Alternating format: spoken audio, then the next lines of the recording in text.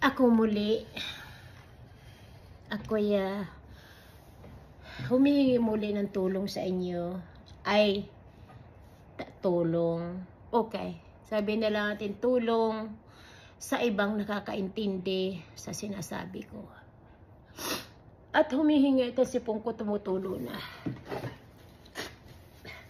At humihingi din ako ng tawad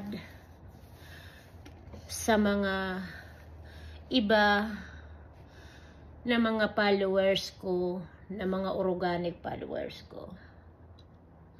Please, huwag kayong magagalit kung hindi kaagad kayo nabibigyan ng pera, ng tulong, ng hingi sa akin. Kasi ako tao lang, hindi ako mayaman. Yes, tao nga pala ako, pero hindi nga ako mayaman. Mahirap lang ako.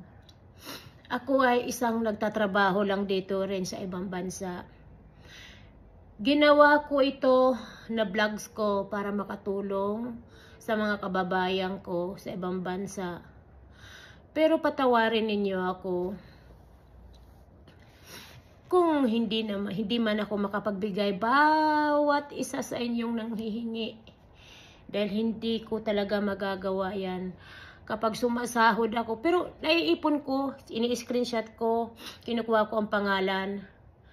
Kaso nga lang, syempre naka-line up. Ako kasi pag namigay, naka-line up kung sinong nanonood sa akin, nanhingi ng tulong, ay nililista ko yun. Para, ano yung parang number 1, number 2, kasi ganito kailangan mabigyan ng ganito, si ganito kailangan mabigyan. Yung ganun. Kaya patawarin ninyo ako kung hindi ko talaga kayo mabigyan lahat. Patawad ng patawad talaga. At saka, ang gusto ko rin, ang bigyan ko, yung nagsusuporta rin sa akin. Halimbawa, talagang pag-visit ko, manghingi ka ng tulong sa akin, binibisita ko yung account mo. Kahit isang share, wala kang i-share sa akin. Nakitaan man kita, nanood ka ng videos, pero hindi mo tinapos. In-scroll mo lang, tapos na. Tapos sasabihin mo sa akin, nanood ka. Ako, dito, mayroon akong IT, mayroon akong admin nga nag-check. Kaya kung ikaw manood ng videos ko na hindi mo tinapos, alam namin yun. Tapos hihingi ka ng hihingi ka ng tulong na worth 5,000. Hindi ko binibinta ang video ko sa inyo, sa'yo. Manood ka lang kung gusto mong manood. Ganun ba? Ako, sabi ko nga sa'yo, kung tapat ka sa akin, tapat din ako sa'yo. Ang sabi, magtulungan tayo, tutulungan din kita. Hanggat sa makakaya ko. Pero kung maglulukuhan tayo, ay, for Diyos ko, Panginoon, wag na wag mong gagawin. Kasi ang pangit ng tao na manluloko, sasabihin mo sa akin, Ma'am Ruthie, nakapalo ako sa'yo. Ma'am Ruthie, nakasubscribe ako sa'yo.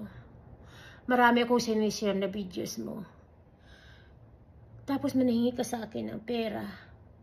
Ako naman ito, sabi ko, wow, okay, thank you. Pagpunta ko doon sa account mo, kahit isang video, wala ako. So, sipagan mo kung gusto mo.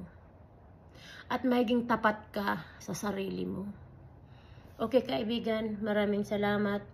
And sana, pumunta ka sa YouTube ko, mag-subscribe ka. At dalasan mo manood ng video. Tapusin mo.